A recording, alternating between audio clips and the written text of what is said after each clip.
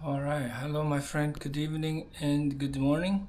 I didn't read anything today, and I'll do that now before going to take a shower. It's already 10. Yeah. I've just turned off my phone. I want to show you the time, but I posted 2 1-minute daily video today. It's not called a daily video. I post them daily, but yeah. Anyway, I will just read from page 240 where I left off last time. I'm enjoying this story so much. Remembering this, I still get mad, and that's because she has not changed. You can see this. She twists things around to her way of thinking. If something is bad, she makes it sound good. If something is good, she makes it sound bad. She contradicts everything I say. She makes me seem like the one who is always wrong. And then I have to argue with myself to know what is really true.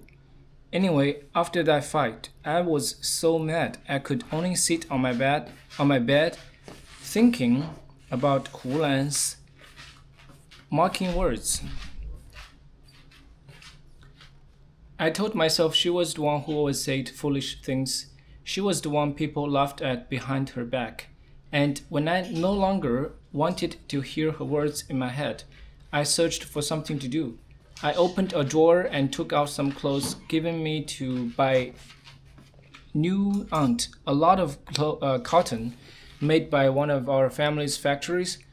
It was a pale green fabric covered with small gold circles, very light cotton, suitable for a summer dress. I had already thought up a pattern in my mind, fashioned it from my memory, a dress I had seen in Shanghai, worn by a carefree girl. I've read this part, I just realized.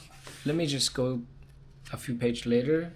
Maybe I already finished this chapter. I'll just let me see. What did he see? I was the ninth. Yeah. I finished this chapter. Let me start chapter 12, but I won't be able to finish this chapter tonight.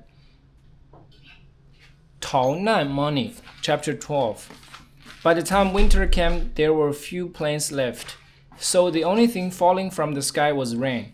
And then one day, it grew so cold, it snowed.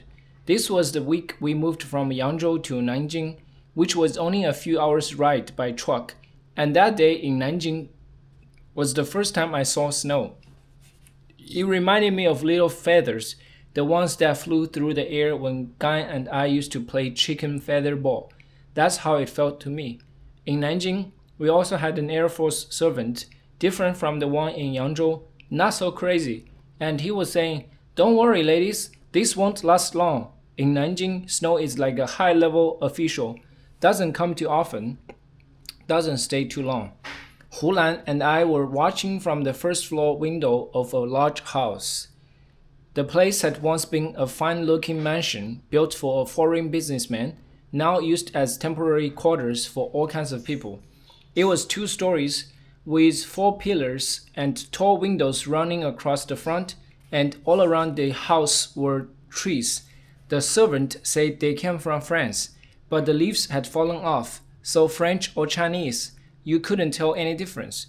The house was in a good part of town, near the old west wall, walking distance from Sorrow-Free Lake. So it was not too far from the center, but also not too close. But then if you looked at the inside of the house, that was a different matter.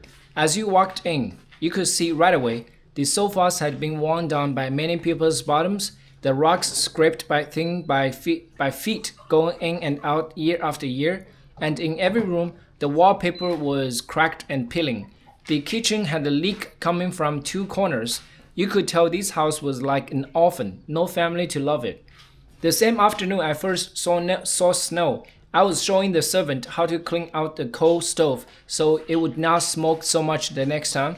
At that moment, Wenfu came home and said, "If you clean that, it is only for somebody else."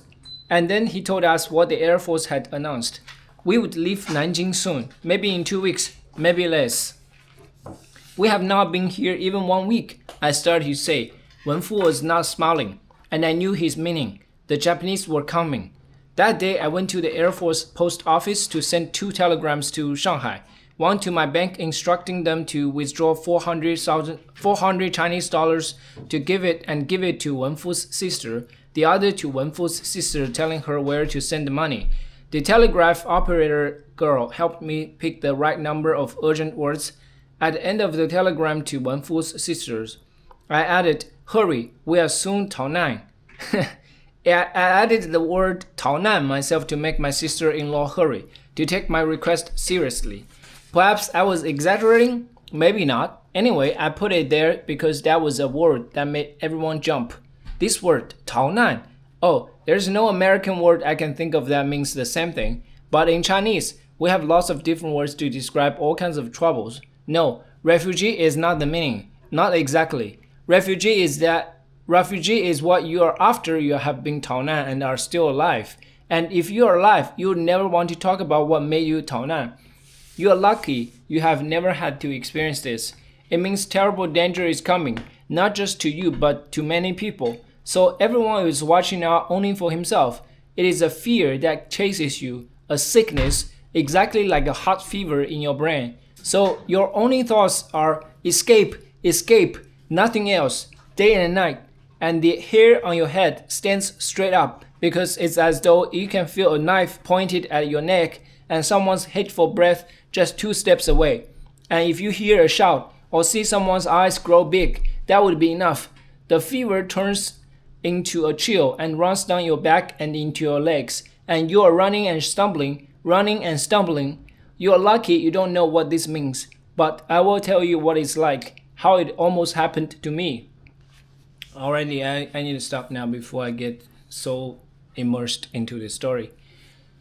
Yeah, I still need to take a shower and meditate and go to sleep soon. Although I woke up quite late today, I still want to just go back to my usual bedtime. And I mean, it's already past my usual bedtime. I still wanted to just get up early, and so I can go to the gym tomorrow.